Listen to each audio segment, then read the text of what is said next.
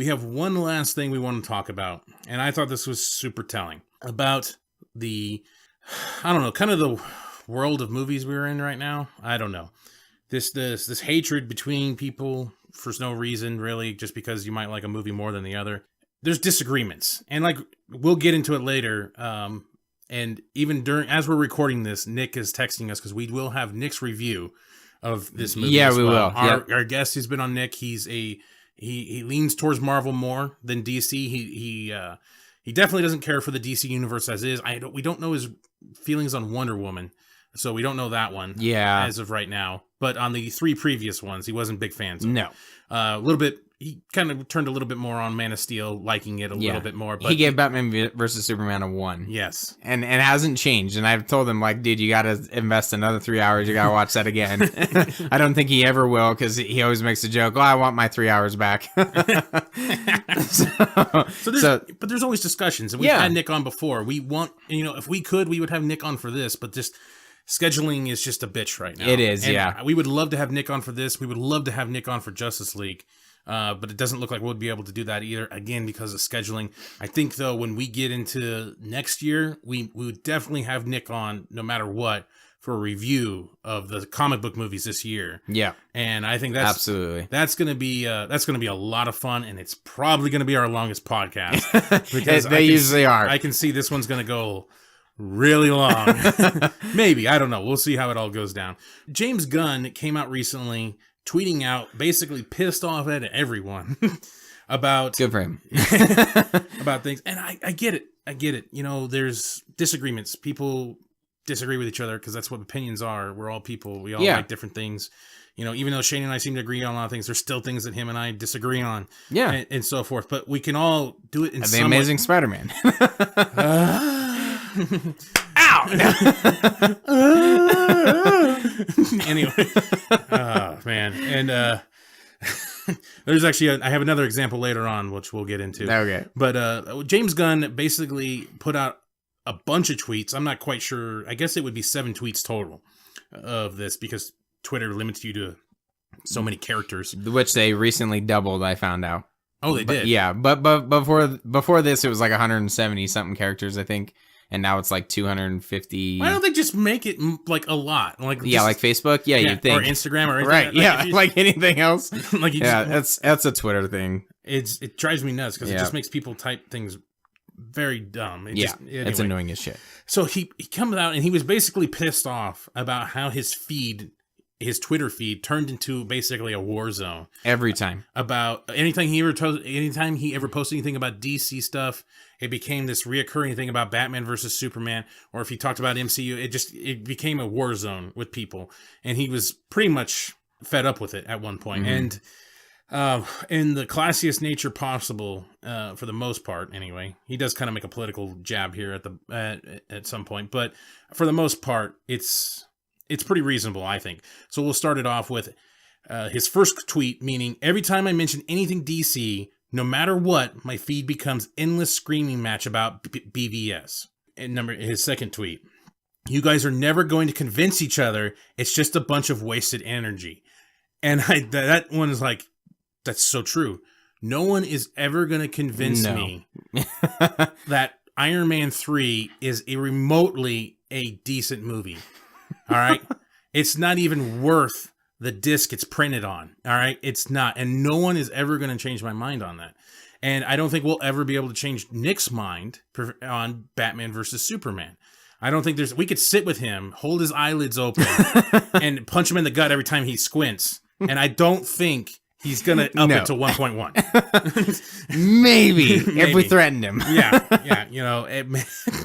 Maybe if we promise we'll watch Thor right afterwards, or Civil War or something right afterwards. Maybe he'll give it a generous score of 1.2 out of 5, 10 maybe. Anyway. Out of 10. And then so his third tweet, and this is kind of what I was talking about, a little bit of a political jab, but I'm not quite sure if it's even a political jab, but he brings up a political figure.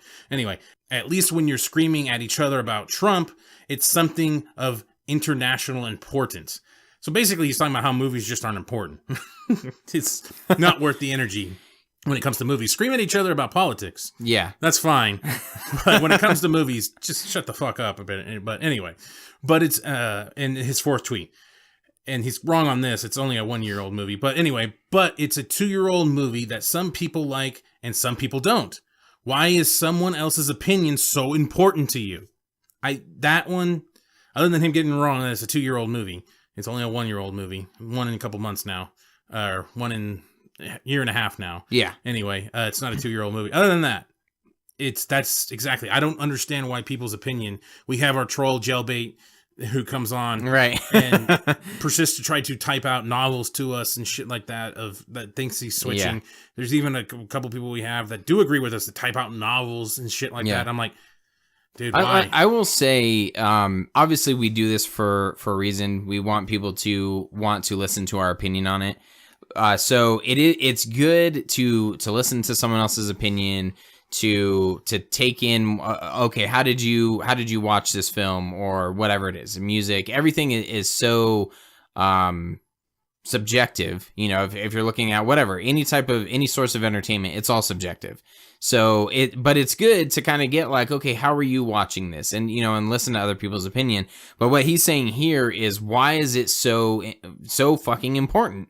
You know, why are you going on to a YouTube page with only 79 subscribers at the time and typing out these long ass paragraphs to try to convince them why Watsa TT's is a fucking genius or whatever? Yeah. You know, is a filmography connoisseur. Yeah, exactly. And I thought that was just really well put. His fifth tweet was, as Marvel and DC superfans, you have way more in common with each other than you do with the rest of the world. Again, yeah, we all like comic book movies. We all enjoy those type of movies. Elevator down. Anyway, sometimes I wish there was a camera here. Sometimes just for random shit. Just random stupid stuff. I just don't understand why so many people are stuck on a brand. It's like a brand thing. It's like Reebok and Nike, you know? Oh, yeah. Or whatever, you know? Yeah. That's the best one I can come up in my head. But it's just like, it's brand loyalty, which is, I don't know. I guess that kind of works, but to completely, like, just... It's Tupac and Biggie. Oh, Tupac by a mile. Anybody like Biggie's a fucking retard. He must like Marvel. No. That's another thing I've seen lately. It's really weird. You know, people tie in the fact if you like Marvel that you're a liberal. I have seen that in comment sections more than once. Huh. Which is just very weird. Like, oh, you like the MCU, you liberal retard? I'm like... What? They're trying to bash on like every angle of. I was just like, that is one hell of a jump. Yeah, right seriously, because they like Marvel movies. Not even Tom Brady can make that pass. Holy fuck! God damn, dude. I thought that was. I seen that way more than I think I should have. Anyway, let's just say that in comment section. Yeah, holy shit. Anyway, so his sixth tweet. So why do you spend so much time raging at each other? It's silly. Please just stop it. Stop engaging in that way. His seventh tweet and final tweet basically saying, but at the very least, when you do untag me, I've muted a lot of you guys, but not all. Thanks. So basically saying, just don't involve me in this shit. I ain't going to respond to you. You're going to get your ass muted. Yep. If you're going to start a raging fucking inferno fight here about comic book movies.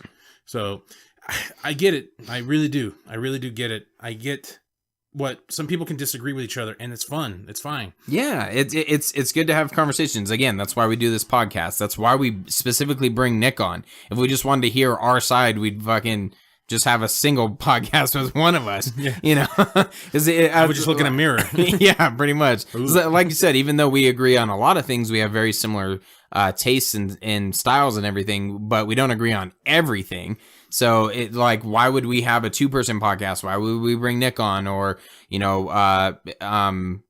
Battle Bob. Battle Bob, thank you. Yeah. And Battle Bob actually does a great job at kind of like elevating a little bit and kind of opening your eyes of like, yeah, I guess I was a little harsh on that. You know, so that's why it's good to have conversation, but you don't have to, you know, like get so the Heinrich Jailbait, who is our leading troll at the moment.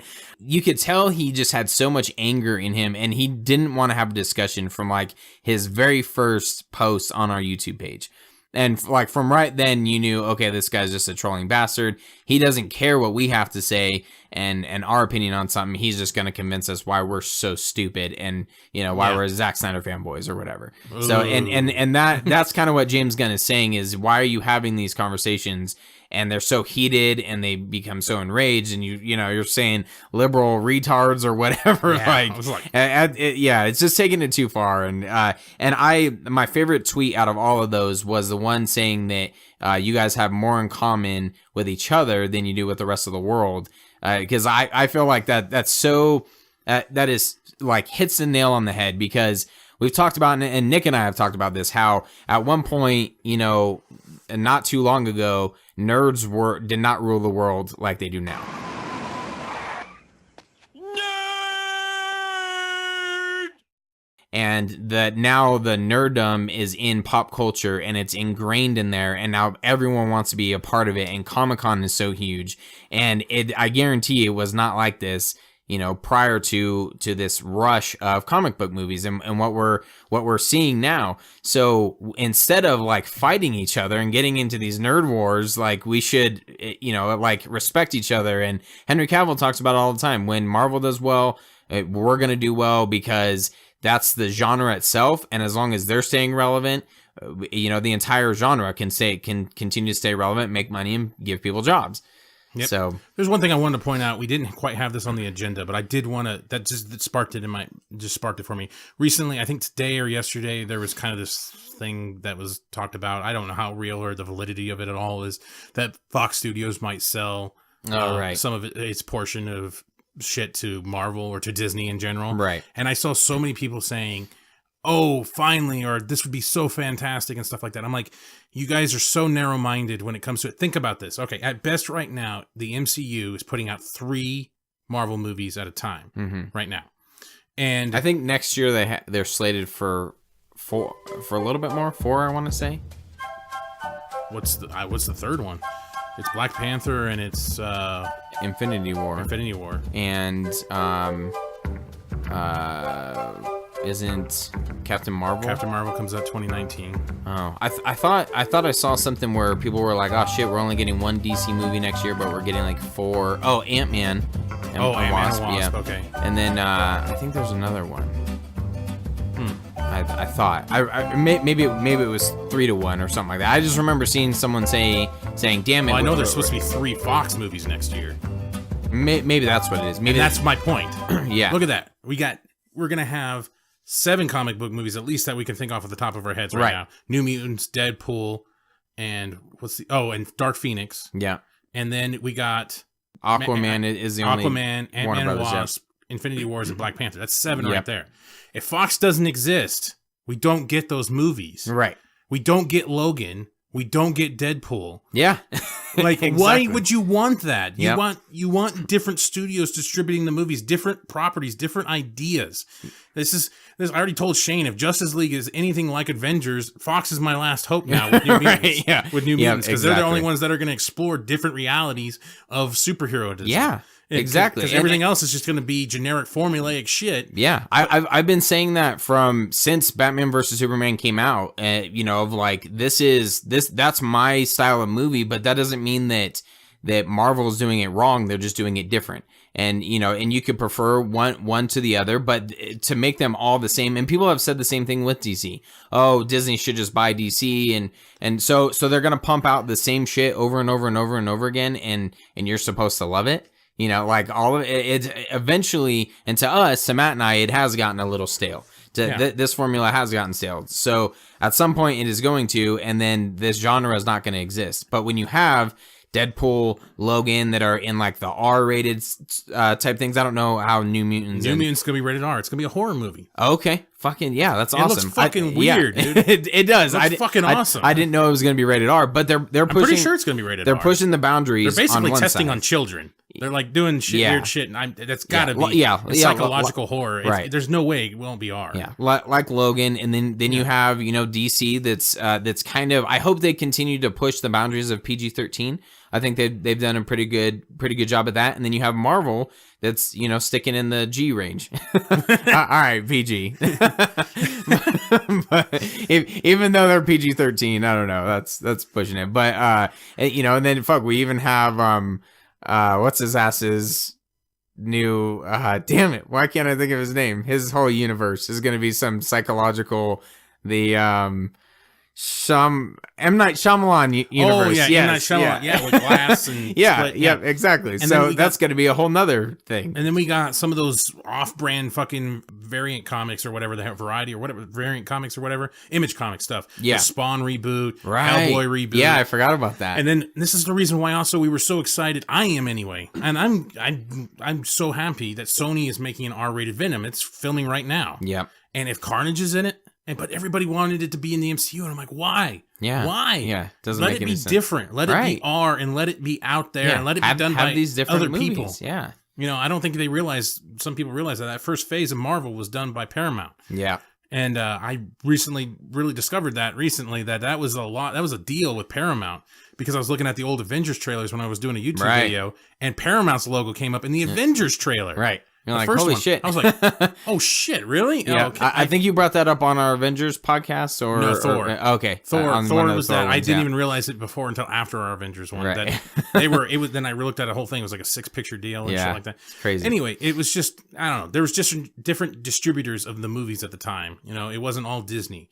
And people really like Phase 1. So it's kind of like this thing, it's different people, different organizations, different executives, different money, different obligations to a universe. Yeah. And I want that. I don't want 100 fucking characters. I know there's a lot more characters than that in the MCU, but I don't want them to have to try to squeeze in X-Men and Fantastic Four and all those other motherfuckers, Deadpool and stuff, and try to make sure that the universe correlates with the MCU universe and stuff. Like, it just sounds like a mess. Yeah. And it would be stupid. Just let them be over there. I hope it's more than likely fake, because I just don't see it happening. Yeah. It's too much money. They've made, especially Fox lately, has made too much money off of Logan and Deadpool. That would totally just drag it down for me. Like, imagine if Disney pumped out every movie genre ever, like all the time, no matter what it was ran by Disney. Yeah. Like, would you... They already have, like, the top 3. Right. Pixar, Star Wars, Marvel. Yeah. So, they have the majority of them, but why would you want every film, whether it's we a horror... We need DreamWorks. Yeah, we need a mixture. I guess Star Trek. I guess. I don't know, sure. Yeah, but you need, a little bit of variety. And for people to say that Marvel should just do everything, or that everything should be done the Marvel way, blows my mind. It doesn't make sense to me. No.